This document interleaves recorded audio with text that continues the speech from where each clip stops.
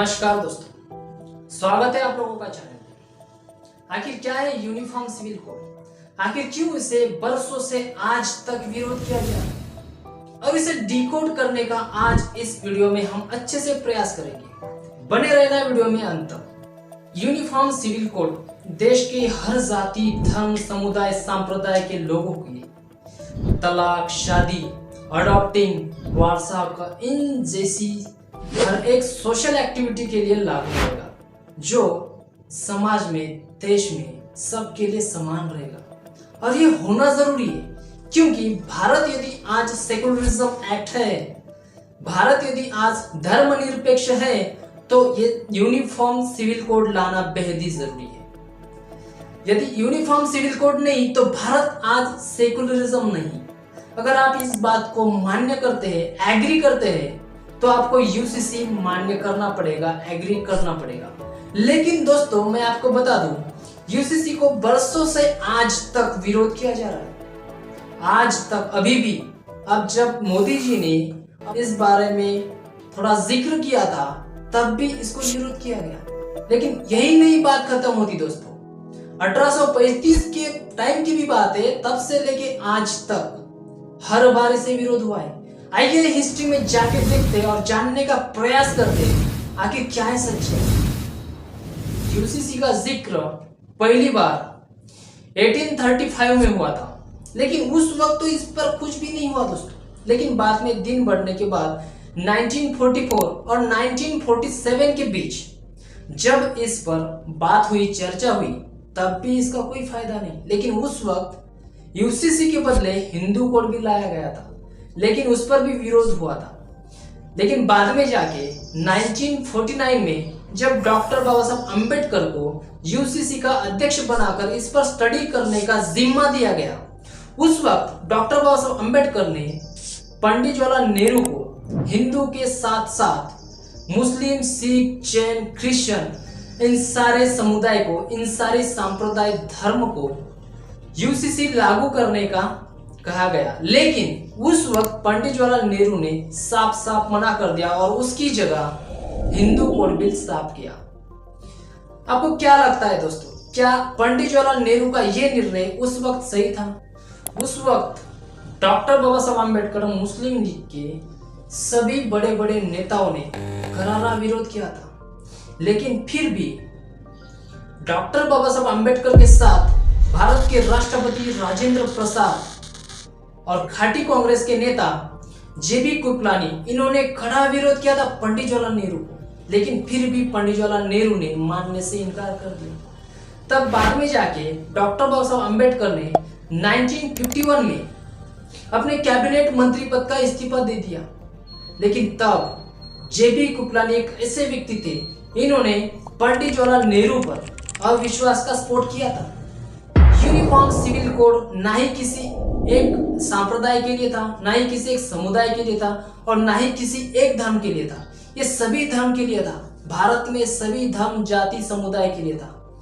तो इसमें दुजो व्यवहार करने की कोई बात नहीं थी। इतना ही नहीं दोस्तों, सुप्रीम कोर्ट ने इस पर बार बार सांसद को यूसीसी लागू करने के लिए, यूसीसी पर सोच विचार विमर्श करने के लिए बार बार कहा था। लेकिन फिर भी आज तक कोर्ट की बात किसी ने नहीं सुनी।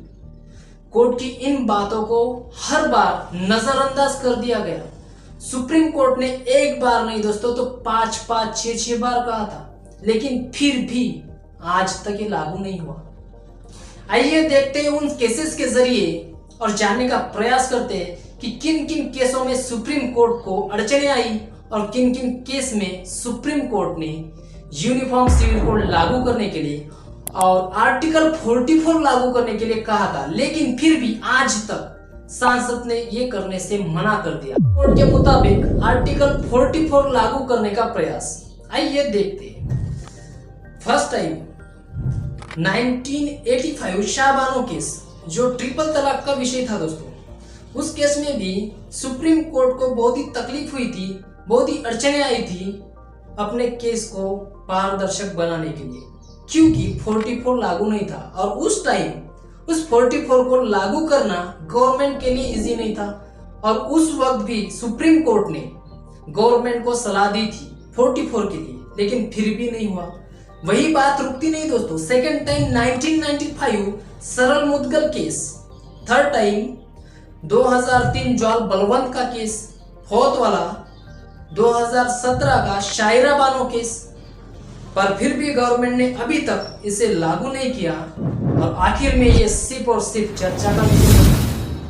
भी कुछ मुस्लिम कम्युनिटी के नेता आज भी इसे विरोध करते हैं। हम सिविल कोड को विरोध करने की देखें तो कोई वजह नहीं, क्योंकि ये किसी एक जाति, एक संप्रदाय, एक धर्म के लिए नहीं दोस्तों। ये भारत में हर किसी के लिए होगा, हर धर्म के लिए होगा। तो इसमें ना ही कोई ऊंच नीच होगी और ना ही किसी का अधिकार किसी पर थोपा जाएगा। ये सिर्फ और सिर्फ उन महिलाओं के लिए है जिस पे आज तक अत्याचार हो रहा है। खासकर मुस्लिम कम्युनिटी के महिलाओं पर बरसों से लेके आज तक बड़ा ही अत्याचार होता है। तो इसी अत्याचार को, इसी जुल्म को कम करने के लिए गवर्नमेंट ने आज आगे बढ़ के यूनिफॉर्म सिविल कोड को लागू करने के प्रयास में दो शब्द मोदी जी ने कहे जो आप सुन सकते हो। परिवार के एक सदस्य के लिए एक कानून हो, परिवार के दूसरे सदस्य के लिए दूसरा कानून हो, तो क्या वो घर चल पाएगा क्या? कभी भी चल पाएगा क्या? फिर ऐसी दोहरी व्यवस्था से देश कैसे चल पाएगा?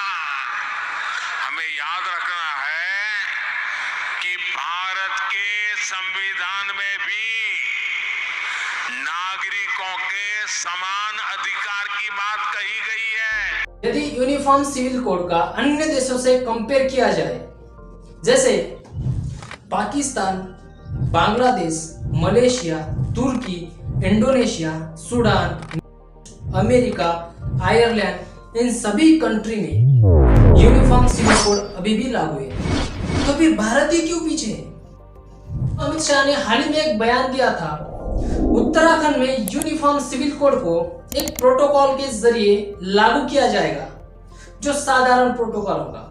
बाद में उस पर सोच विचार विमर्श करके पूरे भारत में उसे लागू किया जाएगा। भारत में जितने भी धर्म, जाति, समुदाय, संप्रदाय, जितने भी लोग हैं, इन सभी के शादी, तलाक, अडॉप्टिंग, वारसा, इन जैसी सोशल कम्युनिटी के लिए अब तक जितने भी कुप्रथा के नाम पे किसी किसी कम्युनिटी पर जुल्म हो रहा है, किसी किसी कम्युनिटी के महिलाओं पे अत्याचार हो रहा है, तो इस अत्याचार को, इस जुल्म को मिटाने के लिए कितने लोग आज यूसीसी के सपोर्ट में आएंगे दोस्तों?